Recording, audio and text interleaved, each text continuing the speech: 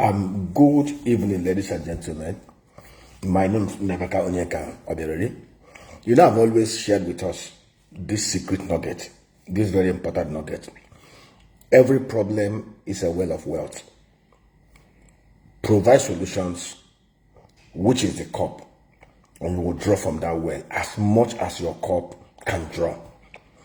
Wherever you see a problem, you don't need to complain, you don't need to whine.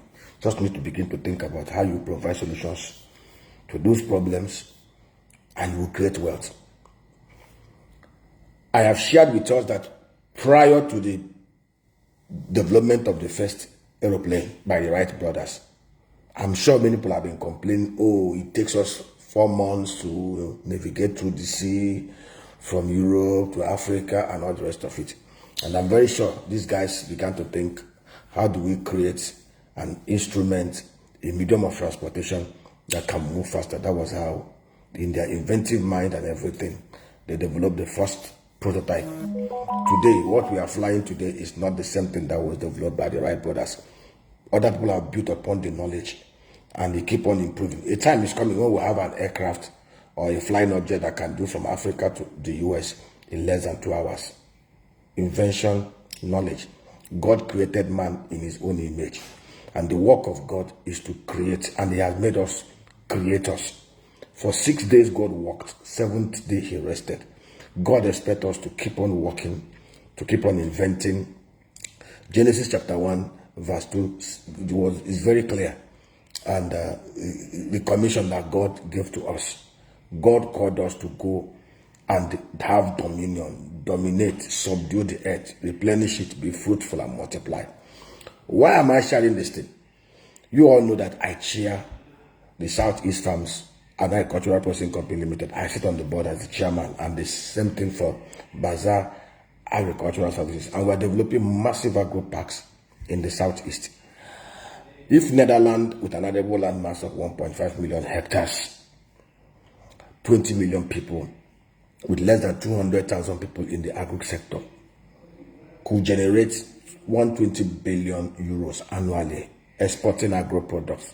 We, in the southeast of Nigeria, with a arable land mass of 2.8 million hectares, bigger than what Netherlands has, with those at home, over 22 million, bigger than the population of Netherlands. We are not even counting the 25 to 35 million of us who are outside our league, either in Nigeria, other part of Nigeria, Africa, and the rest of the world, diasporas. So, if they can do it, we can do it. Now, in the course of our activity, let me tell you, there's something I've discovered. God did not intend anything to be a waste. What is waste in A can be an input in B. I've discovered in this life that is why Singapore, as tiny as Singapore is, 5.6 million people, in a landmass that is smaller than Alimosho, 721 square miles, generates revenue of $702 billion annually, more than 10 times what we would generate in Nigeria. 220 million people who are very unproductive in a landmass of 923,000 square kilometers of land, over 64 million hectares of arable landmass. We keep on complaining when God actually placed us in paradise and gave us the brain to think. Now, in the course of our agripreneurship, we discovered we have massive yam farms. We are doing 10,000, thousands upon thousands of yam farms. Recently, what we are trying to do now, we are trying to do 10,000 yams in grow bags. We are doing it this September, October. It's going to be fully irrigated. Yam can be grown 24/7. I even dislike rainy season agri because you can't control rain. You can't. It messes up your sciences. But without the rain, you yourself, feeding your crops the way you want it, giving the right quantity of water and everything, you can even have a better yield and a better output outside the rainy season.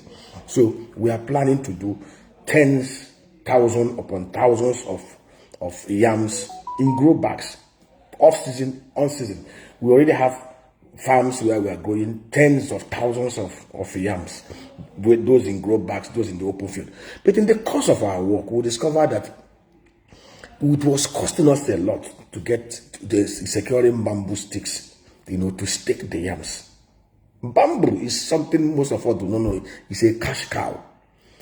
China has over 7 million hectares of bamboo plantation. They have over 10 billion bamboo trees. China makes, on an average, China generates hundreds of millions of dollars, billions of dollars, selling carbon credit. For most of you who do not know, a hectare of the moringa plantation, or a hectare of the tea tree plantation, or a hectare of the bamboo plantation, or a hectare of the oak tree sequesters over 30 tons of carbon dioxide, which gives you 30 carbon credits, 30 tons of carbon credits. A ton of carbon credits is about $14 today. So from a hectare of the moringa plantation, from a hectare of the bamboo plantation, you can get at least $500 carbon credits. So what did we do? We didn't just go complaining. As I'm talking to you now, we are developing massive hectares of bamboo plantation. We are not developing just like a farm. We're using it to fence our farms where we don't want to use walls, plant them together. We are using them to checkmate erosions in areas where that are prone to erosions. We are planting them at the banks of rivers and all those stuff. We are creating massive ecosystem that will not only sequester carbon dioxide and give us eco-friendly environment, we will also make so much money selling carbon credit and using the bamboo trees, selling it for those that want to use it to stake their yams and other agro products, even their pepper and tomatoes, selling it to those that want to use it for their building projects, selling it to those that want to use it to do their toothpick. And of course, we're going to go massively into toothpick production using our bamboo. Bamboo can also be used to do all manner of kind of building. We're also going to be using the bamboo to build a lot of shelters for our rabbits, for our BSF farms, and all the rest of them. We're planting 200,000. Our plan is to do at least 1 million bamboo trees. For areas like Anambra, we will need to call upon those in Anambra. The Commissioner for Agriculture, I think I had a discussion with him some time ago. We can work with the Anambra State government. It's a public appeal in those areas that are prone to erosion. In fact, the bamboo is one of the trees that is used to checkmate erosion because they have very deep roots. And while we are doing the bamboo, we're also doing sugarcane.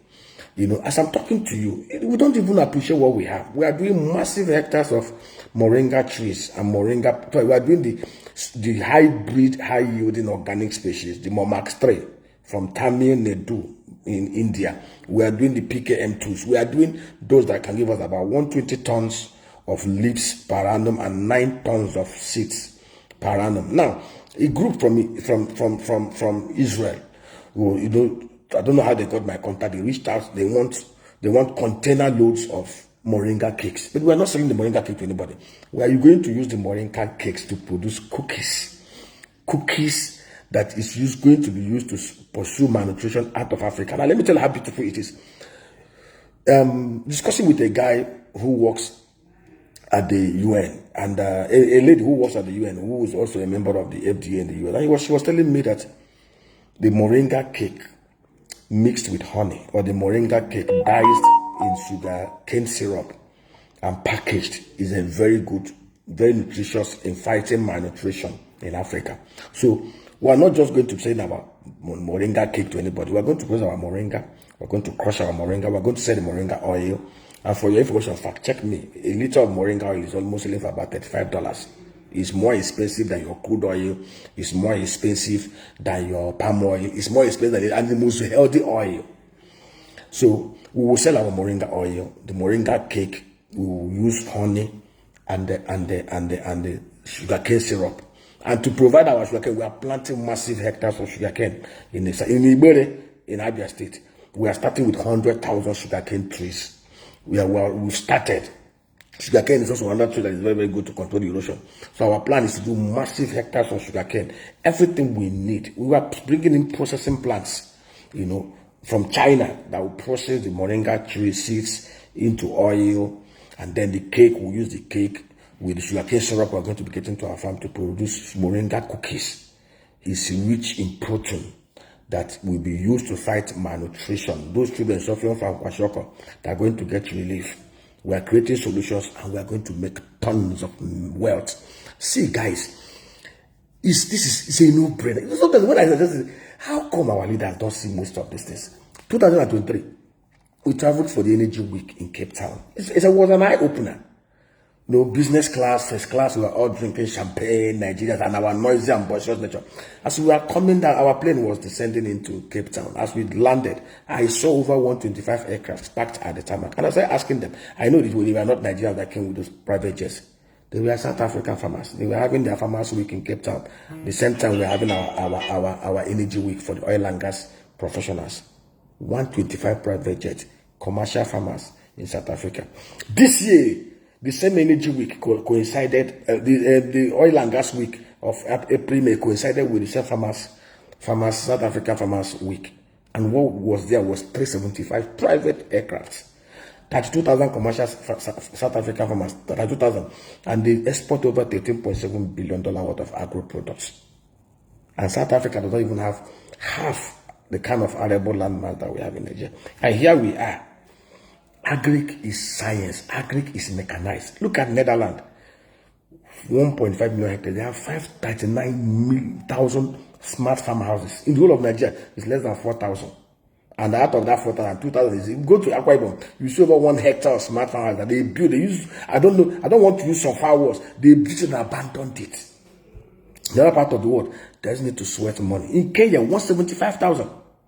In Netherlands, a tractor population to 1 hectare, to a hectare of land is 1 tractor to 5.6 hectares. In Nigeria, it's 1 tractor to about 4,000 hectares. Not even have up to 24,000 working tractors. If you want to do any work, go to Mudike, University of Mudike, to go and hire a tractor. They will tell you 800,000 naira for 1 tractor, and you must pay for 15 days. And there's no tractor. And that is why we are massively importing tractors. We want to put tractors and bulldozers and equipment in each of the electoral 1-2-4-6 electoral wards in the southeast. We want to make agric enjoyable. We want to make agripreneurship interesting and exciting for our people. And that is why we are begging the government, Mr. President, put out there an executive order. Put out an executive order, very simple executive order. You don't know what these issues of conflicting issues. The executive order is very simple. Anybody who is bringing tractors, bulldozers, refrigerated trucks, processing plants, things that we use to catalyze productivity in Nigeria, since we don't manufacture most of this equipment, should have zero tariff. Zero tariff. If highest, you can even put 5%. And no, we don't need to go to begin to register in IDEC platform, begin to go to Ministry of Agri to secure approval, and then go to Ministry of Finance. All this convoluted arrangement will make the corrupt public sector milk and discourage private sector investors who want to flood in investments into Nigeria. Just put an executive order. If you're bringing any of these equipment, tractors, bulldozers, processing plants that will be used to catalyze productivity, just submit your invoice. And when the container comes in, whatever is there, if it's not what you claim that you're bringing, then custom can confiscate it. But if you just take it, and someone says, oh, people are going to sell it. When the law of demand and supply, if you have 1 million tractors in Nigeria today, people are importing it, and there's nobody buying it, they will crash the price. Once we have supply of anything in excess of demand, price will surely come down. Nobody will hold it, nobody will manage. After all, how many Nigerians can even afford 60 million naira to buy a tractor? We just need to do the right things. So, for me and those who work with me, whenever I see problem, I start dancing Alanta. I start dancing. In fact, whenever I see challenges, anywhere I'm going to, I see problem, I start dancing because my head is created to think solutions. Our own brother Chinedu is one of the wealthiest Africans. Chinedu did not just become a billionaire by just picking money on the street or participating in stealing and looting Nigerian money.